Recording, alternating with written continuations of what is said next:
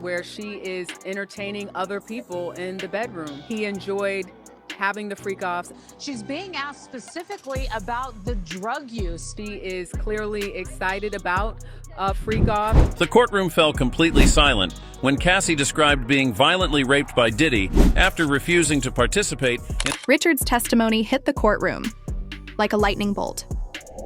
A former member of Danity Kane, the girl group created under Diddy's management. Dawn was more than just a former tensed up, ready to intervene.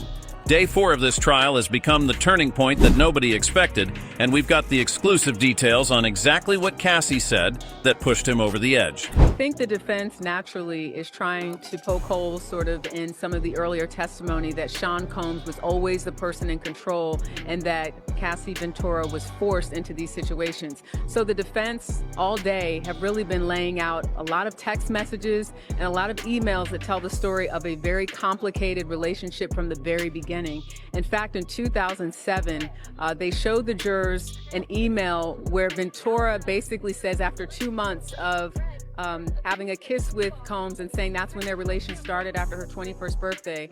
After their relation started 2 months later, jurors saw an email where she basically says, I love you. I'm so excited to be a part of this relationship with you. How she had plans of a future with him. So they're laying out somebody that was excited about the idea of being with Sean Combs at 21 years old and her future plans. But also a little bit of jealousy. In that same email, she makes reference to wondering if maybe Combs should have went after her friend, Carrie, and then said maybe you should have went with Carrie because she could help you or, you know, do the things that you want her to do or something to that effect. But she also said, which I thought was really interesting in that email, Rachel, is I want to be the woman that you want me to be. Like almost this idea of teach me. Interview Dari 0322.03 Dawn. Richard's testimony hit the courtroom like a lightning bolt. A former member of Danity Kane, the girl group created under Diddy's management. Dawn was more than just a former collaborator. She was a close observer of the inner workings of Diddy's world. This made her testimony one of the most critical pieces in the trial's first week.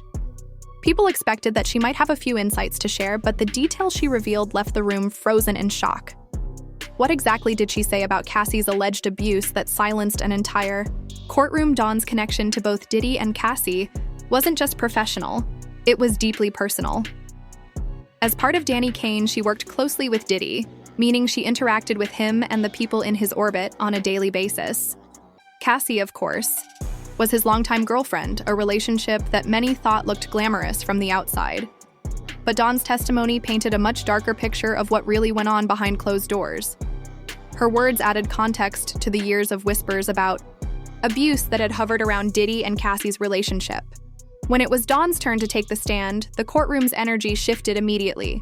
She described moments where she allegedly witnessed Diddy's angry outbursts leaving those around, him walking on eggshells. According to her, these outbursts didn't spare Cassie, who often bore the brunt of his fury. Dawn was clear that her description wasn't based on rumors, but on things she personally experienced. She was there watching it all unfold.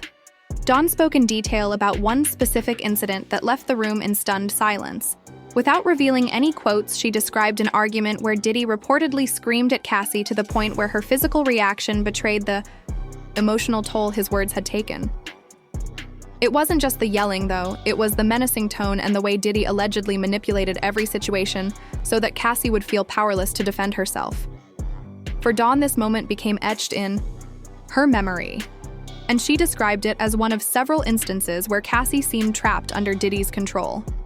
The weight of Dawn's testimony didn't just come from the events she described, but from the way it was delivered.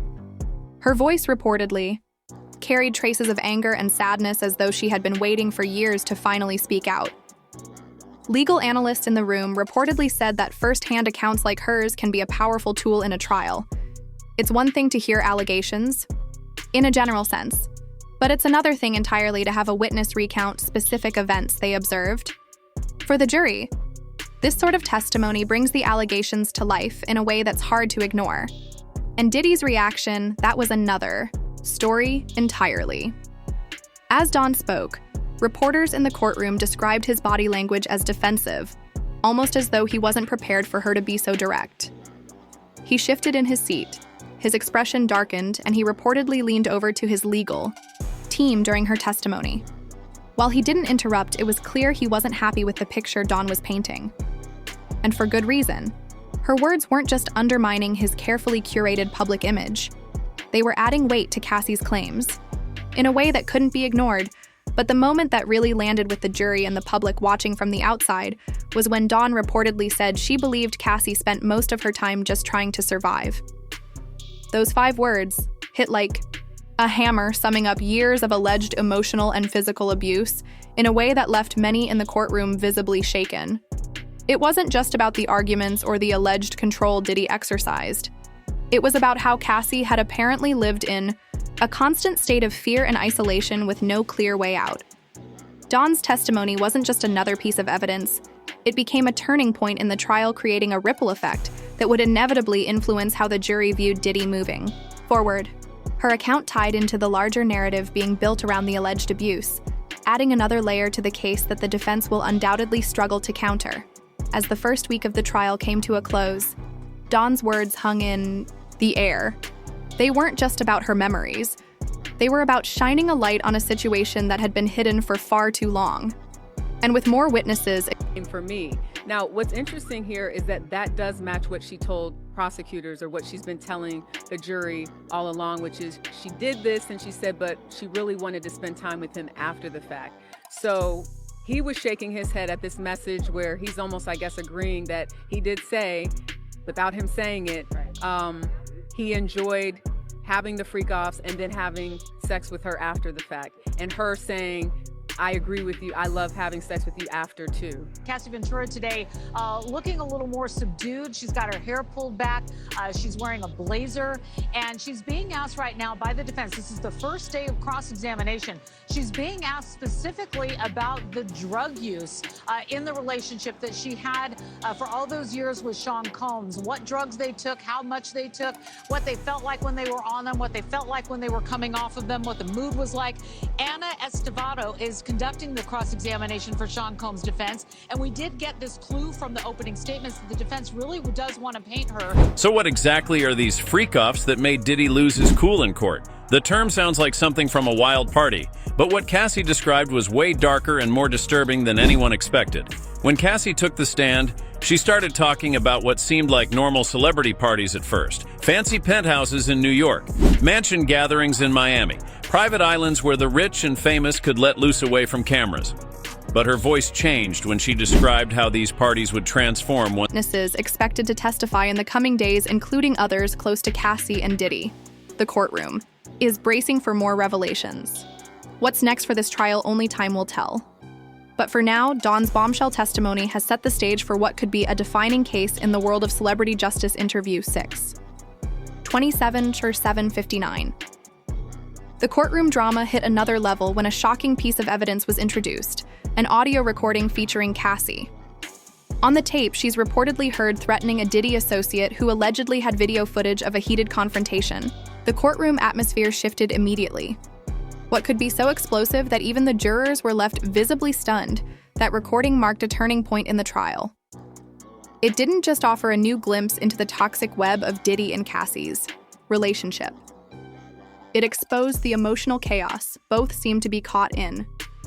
The recording played out for the courtroom, and the words carried raw emotion that no one could ignore. In it, Cassie's tone was desperate, furious, and unrelenting. Legal insiders described her words as a reflection of someone worn down by years of conflict and pain. Her threats seemed more like the breaking point of someone who felt trapped, rather than premeditation. It was that emotional rawness that gripped the room. What we know about the tape. Cassie's voice is heard addressing a man believed to be a close Diddy associate. This man allegedly had recorded proof of a violent altercation between Cassie and Diddy. Cassie's voice quivers between rage and determination as she demands answers and makes threats to protect herself. The recording shows just how far their issues extended, not only affecting their personal dynamic, but pulling in others who worked for Diddy. And that level of emotional instability especially. The fear of being exposed was hard for jurors and onlookers alike to ignore. But why would Cassie be on such a precarious edge threatening someone connected to Diddy? Experts following the trial suggested that moments like these aren't uncommon. In abusive relationships, years of manipulation, isolation, and emotional instability take a toll. People in these situations often reach their limit, manifesting behavior that might seem irrational to outsiders, but in reality is born out of relentless mental and emotional strain. One legal analyst even weighed in, saying the tape added layers of complexity to the ongoing narrative. It didn't just back up claims of an unhealthy abusive relationship. It also suggested that Cassie was living in constant fight-or-flight mode, where her emotional responses became more extreme over time. The tape wasn't a simple moment of Cassie standing up for herself. It also showed the toll of reportedly being controlled, hurt, and boxed into a volatile relationship. For years, you could almost hear that desperation in her voice. This wasn't about revenge, it seemed like survival. For the jury, the audio presented a complicated picture. It amplified the severity of the allegations against Diddy, while also forcing them to unpack Cassie's emotional state. Was the recording definitive proof of her struggles? Maybe not on its own, but when paired with Don Richards' testimony and other mounting accounts, it painted an even clearer portrait of a toxic cycle few could fathom. As impactful as the tape was, it left other questions for the courtroom to consider. Diddy's legal team is expected to argue that Cassie's emotional outburst discredits her claims, painting a picture of instability to sow doubt around her testimony. This strategy isn't surprising. Defense teams often resort to tactics like this when representing high-profile clients. And let's be clear, this won't just stretch into Cassie's words or actions from the recording. Rumors say more of her past, from her mental health to prior personal interactions, will soon be scrutinized by the defense. But here's the thing. The tape isn't just about one moment of anger, it's about the dynamics behind it. For years, Diddy has been portrayed as an untouchable figure in the music industry, while Cassie has been cast as the girlfriend. Her role often reduced to silence or submission in the public eye. That tape cracks that facade wide open. The courtroom wasn't just hearing Cassie's anger. They were hearing her struggle to reclaim power in a relationship where it seemed like she often had none. What comes next could upend everything. Will the defense lean harder into discrediting Cassie, or will more testimony, tapes, or evidence further dig into the realities of their relationship? One thing's certain, the jury is now dealing with not just a trial, but a deeply tangled story of power control and emotional fallout. And the next move could change everything. Interview on December 13th. 21. The defense team's strategy to shift the focus onto Cassie's past may have seemed calculated at first, but it ultimately brought new dimensions to the case, ones they likely didn't anticipate. By highlighting Cassie's time in rehab, her struggle with PTSD, holidays with his family, which meant with Porter, did bother her, and she admitted that. They also pointed out that there was testimony where she talked about being insanely jealous overall as a girlfriend. So, yeah. We're hearing the judge wants Cassie off the stand tomorrow. Will the prosecution and defense get equal time? Yeah. PTSD and a rape allegation from earlier in her life, they intended to dismantle her credibility. They wanted to frame her as emotionally unstable and unreliable, hoping that these personal battles would weaken her testimony in the eyes of the jury. But their plan came with unintended consequences. Instead of undermining Cassie, it painted a picture of a woman dealing with deep trauma and systemic manipulation. Legal analysts following the trial pointed out that this tactic inadvertently amplified the idea of vulnerability. By bringing up her struggles, the defense might have actually strengthened claims about the emotional control Diddy allegedly exerted over her. Cassie's past experiences, rather than discrediting her, made it clearer how someone like Diddy could exploit those vulnerabilities to maintain control in their relationship. One of the biggest talking points was the introduction of intimate text messages between Cassie and Diddy, including one where Cassie wrote, "I'm lost without you." The defense leaned heavily on these messages to paint her as emotionally dependent and to suggest that their relationship, while stormy, was consensual and mutual. But these texts only served to highlight how complex and fragile their dynamic really was. Experts have pointed out that trauma survivors often express attachment to their abusers, not because their suffering didn't exist, but because they've been manipulated into believing they have no alternative. The courtroom heard these Texts alongside claims from the defense that Cassie's emotional state disqualified her ability to provide a clear, reliable account of what happened during her relationship with Diddy. Legal insiders said this approach often targets not only a person's testimony, but their entire character. Survivors of abuse frequently face this kind of scrutiny, especially in trials involving high-profile defendants. It's a known legal strategy, highlight inconsistencies, bring up personal struggles and attempt to create just enough doubt to sway public and jury opinion. But in Cassie's case, this tactic might have done more harm than good for the defense. Instead of poking holes in her story, it added depth to the narrative of someone who endured years of control and manipulation. By forcing Cassie to relive and defend these moments from her past, the defense may have unintentionally drawn more attention to Diddy's potential manipulation, especially considering their stark power imbalance during their years together. Many who followed the case noted how these revelations about Cassie's mental health and personal history only added layers of believability to her allegations. Her battle with PTSD and her rehab stint were reframed not as weaknesses, but as potential consequences of living through an abusive, toxic relationship. Instead of casting doubt on her words, this particular line of attack seemed to invite questions about how much of Cassie's emotional pain was a direct result of her dynamic with Diddy.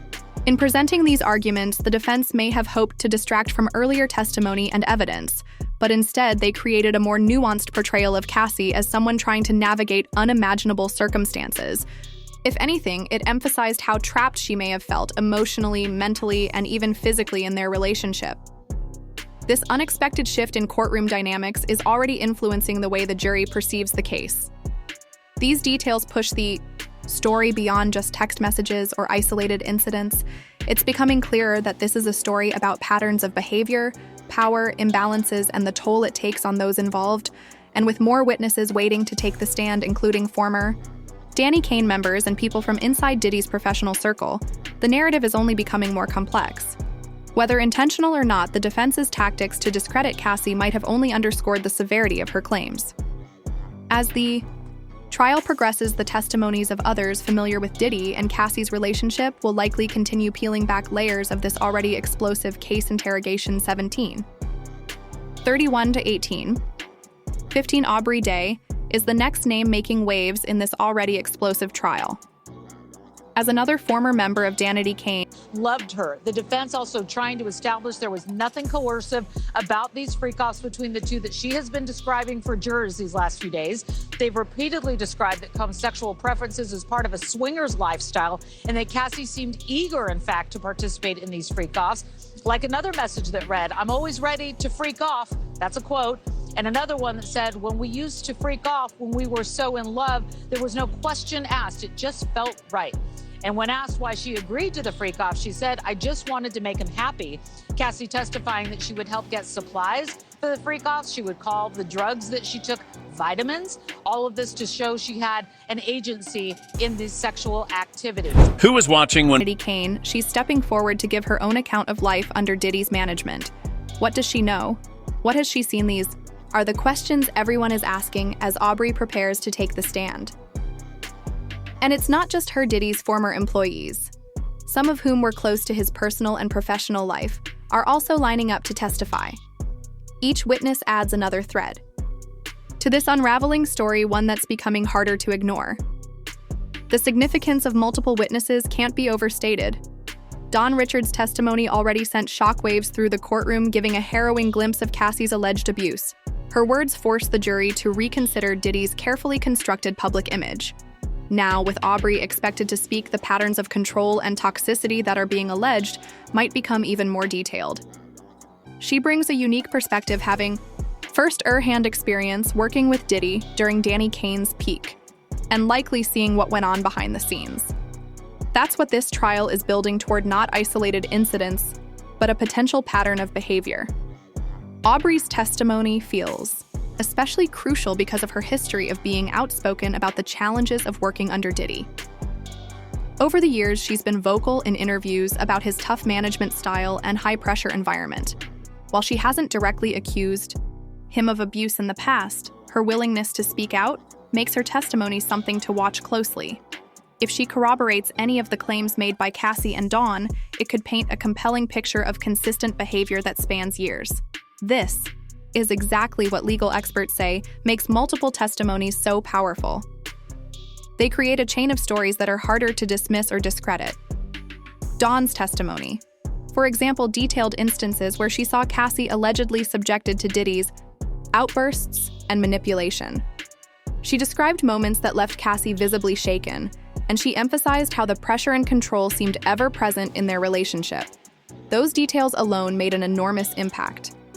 Now with someone like Aubrey, following that up, the jury will begin to see these accounts not as isolated events, but as pieces of a larger pattern. And once a pattern is established, it becomes almost impossible to argue that these situations were isolated accidents or misunderstandings. What makes this even more striking is the inclusion of former employees. These aren't just people who were in Diddy's circle. They were working for him, handling his day-to-day business. Their testimonies could potentially fill in some of the blanks, giving more context to the private moments that have already been described in the trial.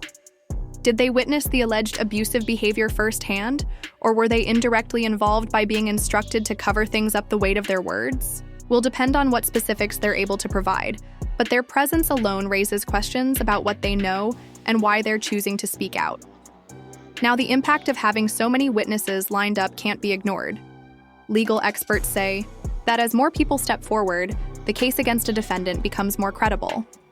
Consistent narratives between different people strengthen the accusations, especially when witnesses come from different perspectives. Some personal, like Cassie and Aubrey, and some as professionals, like the former employees. It forces the defense to work harder to cast doubt on each individual account, a strategy that becomes less effective the more people there are to contradict it. So what might Aubrey reveal? That is the looming question. Will her testimony be the next bombshell moment in a trial already full of them? Some speculate she may bring up professional dynamics that mirror the personal control alleged by Cassie, suggesting that Diddy's behavior wasn't bound to private relationships but extended into his professional dealings. If true, this could further solidify the picture being painted by the prosecution, a picture of a man who thrived on control and intimidation. The growing number of witnesses also adds urgency to the trial. It's no longer just about one person's word against another. It's about creating an overwhelming narrative backed by multiple accounts. This puts significant pressure on Diddy, who has already faced intense scrutiny during the first week of the trial. And with every new person stepping forward, the question lingers: what will they say, and how will it shift the scales of this case? Aubrey OD and the others have the potential to turn an already complicated trial into something much bigger. Only time will reveal what happens when they testify. The first week of the trial was nothing short of a spectacle, and Diddy's reactions throughout it all became a key focal point. Seated at the defendant's table, he tried to maintain the composed, powerful demeanor the public has come to associate with him. But as the trial unfolded, the cracks began to show. In a courtroom overflowing with tension, every movement, every glance, and every shift in his expression was scrutinized not just by the jury, but by everyone present. And what happened when his composure cracked? That's what is everyone talking. The atmosphere in court was described as heavy, almost suffocating at times, especially during the testimonies and evidence presentations. All eyes were on Diddy as Cassie took the stand and recounted details of their relationship. She spoke about moments of alleged control and abuse. And paired with Dawn Richards' haunting testimony, the accusations became much harder to brush aside. Diddy, who had appeared stoic at the trial start, became noticeably uneasy during the more intense testimonies. Observers picked up on the ways he squirmed in his seat as Cassie spoke, the tension in his jaw tightening, as her words painted an unflattering portrait of a man who once seemed untouchable. As the defense cross-examined Cassie, Diddy seemed to regain some confidence. The lines of questioning targeting her past struggles with PTSD and rehab may have appeared to bolster his case. But observers noted that while Diddy often whispered to his defense attorneys during these moments, his demeanor changed entirely when explicit. Texts and audio clips were presented. His calm exterior would briefly falter, his eyes narrowing, his posture stiffening. The evidence seemed to carry weight in the room, not just for the jury, but for him as well. The jury's own reactions to the evidence Notably raised eyebrows during the playback of the explosive audio recording shifted the dynamic in the courtroom entirely. This was no longer about public perception. This was about real people weighing the gravity of Cassie's allegations against Diddy. Historically, celebrities in high-profile cases often rely on a controlled image to influence the court of public opinion. But for Diddy, that control seemed to slip. High-pressure moments like these can leave even the most well-trained public figures exposed. And this trial is no exception. What truly left the courtroom on edge, though, was when Diddy's emotions visibly boiled over after Don Richard delivered some of the most damning testimony thus far. According to those in the room, his face darkened. His body language grew defensive, and he leaned aggressively toward his team, whispering furiously. For someone who built a career projecting power and authority, this loss of control served as a stark contrast to the image he's long cultivated. It was a moment, insiders say, that captured the jury's attention in ways even the evidence itself couldn't. But this is bigger than what happens inside the courtroom. The fallout from this trial has begun to seep into the public's perception of Diddy's legacy. For years, he has been a titan of the music industry, a self-made mogul who built an empire on charisma and a larger-than-life life presence. Now those same traits seem to work against him. Each time his composure cracks, be it through visible frustration, whispered exchanges with his lawyers, or even the apparent discomfort in his expression. The jury isn't just witnessing a powerful man on trial.